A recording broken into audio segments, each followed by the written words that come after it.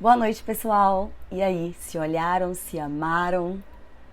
Vamos começar então com um pouquinho da anatomia, tá? Bem facinho, certo? Então, o que a gente vê externamente na nossa vulva, tá? Primeiro vamos diferenciar. Vulva e vagina são coisas diferentes.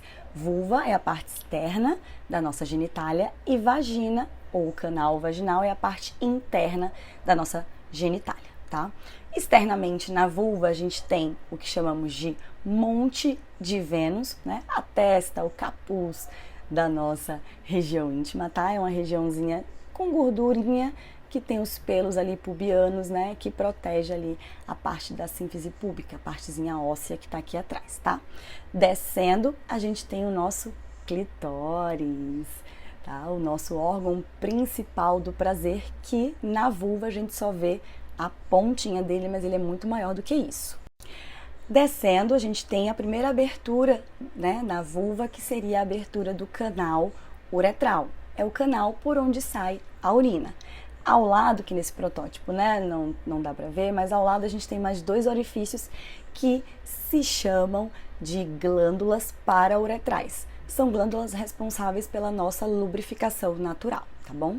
Descendo mais um pouco, a gente tem o introito, que é a entradinha do canal vaginal. Ao lado, né, do introito, da entrada do canal vaginal, a gente tem mais dois orifícios, onde tem duas glândulas chamadas de glândulas vestibulares, que vão ser responsáveis pela lubrificação sexual, vão produzir ali a nossa lubrificação, né, para o canal vaginal, para a relação sexual. Ainda externamente na vulva, a gente tem os lábios externos e os lábios internos, tá? Eles são responsáveis por proteger a entrada do nosso canal vaginal. Entre a entrada do canal vaginal e o canal anal, a gente tem o centro tendíneo do períneo, esse botãozinho aqui, tá? E logo abaixo a gente tem o orifício anal, né? O canal anal, tá bom? E o canal vaginal, né? A gente vê na vulva a entrada, que a gente chama de introito, mas a gente tem o canal vaginal. O nome canal é isso mesmo, tá? É um canal tubular, nesse meu protótipo, essa regiãozinha aqui, tá bom? Que liga a parte externa, que é a vulva, até lá o colo do útero, a base do órgão reprodutor feminino, que é o útero, certo? Qual é a função do canal vaginal? Função sexual, já que é aqui que a gente tem a penetração na relação sexual, e função de expelir o sangue decorrente da menstruação. Nós não devemos ficar comparando a nossa vulva com a vulva de outras mulheres. Cada vulva, ela é diferente, é a sua marca, assim como o seu rosto, assim como suas impressões digitais, assim como o seu corpo, né? Então, por isso que a nomenclatura também mudou, tá? Por exemplo, antigamente chamavam-se grandes lábios e pequenos lábios, mas a nomenclatura mudou para lábios externos e lábios internos justamente porque tem mulheres que têm os lábios externos menores do que os lábios internos. Mas aí se você chama de grandes lábios e pequenos lábios, ela já fica, tem alguma coisa errada. A minha vulva tá errada, tem alguma coisa aí, já vai querer modificar algo que não tem o porquê modificar, porque de função tá ok, tá? Então, por isso que teve essa mudança da nomenclatura, por exemplo. Assim como o monte de Vênus.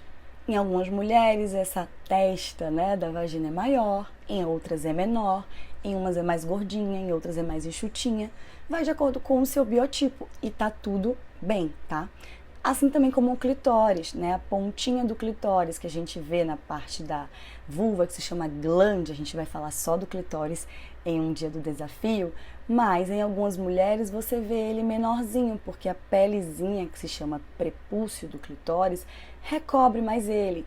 Em outras mulheres você pode ver ele maior, porque a pelezinha que cobre ele é menor e não tem problema, contanto que você não esteja aí com nenhuma queixa nessa região, né? Nenhuma disfunção é ok. A nossa vulva, a nossa vagina, ela é úmida e deve ser úmida, tá? Porque a gente tem glândulas que produzem lubrificação, que vão auxiliar na função sexual e que vão auxiliar também em manter essa região saudável, segura, né? Manter o pH da vagina ácido. Esse pH ácido, essa lubrificação em dias nessa mucosa saudável, vai manter ali os fungos e as bactérias dessa região também estabilizados. Então a gente não vai ter aí nenhuma recorrência de infecção fúngica ou infecção bacteriana, tá? Então isso seria o muco, a lubrificação natural da mulher, certo? Em alguns momentos do nosso ciclo, né, quando a gente está no período fértil, por exemplo, ou gestante, a gente aumenta essa produção desse muco. É normal, é fisiológico. Assim como em mulheres menopausadas, né, a gente tem a diminuição dessa lubrificação, desse muco natural, decorrente de questões hormonais, tá? E aí diferenciando o muco de corrimento. Corrimento já é uma secreção patológica, tá? Significa que você está ali com alguma infecção fúngica ou bacteriana, e aí um dos sinais é a saída dessa secreção. E aí você tem as características, que eu vou passar aqui algumas para vocês. Por isso a importância de estar sempre olhando para a sua região, olhando para o papel quando você se limpa, olhando para a calcinha, olhando para o vaso sanitário, para tentar identificar se ali é a sua lubrificação normal ou se já é algum corrimento, porque pode ou não estar associado a coceira, a ardência, tá? Geralmente o corrimento é o primeiro sinal de que alguma coisa aí já não está bem. Além disso, observar se não tem nenhuma feridinha nessa sua região íntima, tá? Se não tá coçando, se não tá ardendo, se ela não tá avermelhada, né, que é um sinal de inflamação, se ela não tá edemaciada, inchada, que também pode ser um sinal de inflamação, ou o contrário, se ela não tá muito esbranquiçada, muito ressecada, que a gente chama de friável, tá? Que seria um sinal aí, na verdade, de falta de nutrição, né, de circulação, de lubrificação, para manter essa região saudável, tá bom? Então, a nossa lubrificação natural, ela é geralmente transparente, mais viscosazinha, né, mais líquida, tá? Quando ela aumenta a quantidade, fica um pouquinho mais pegajosa, você pode estar no seu período fértil, tá? Se você observa que essa lubrificação, esse muco, começou a ficar muito branco, muito denso, saindo os grúmulos, os pedacinhos, pode ser o sinal de uma infecção fúngica, tá? Se a coloração passa a ser agora amarelada, acinzentada ou até esverdeada, pode ser um sinal de uma infecção sexualmente transmissível, tá? E se tiver amarronzada ou avermelhada, pode ser o sinal de uma infecção bacteriana. Claro que você precisa também observar os outros sinais e sintomas.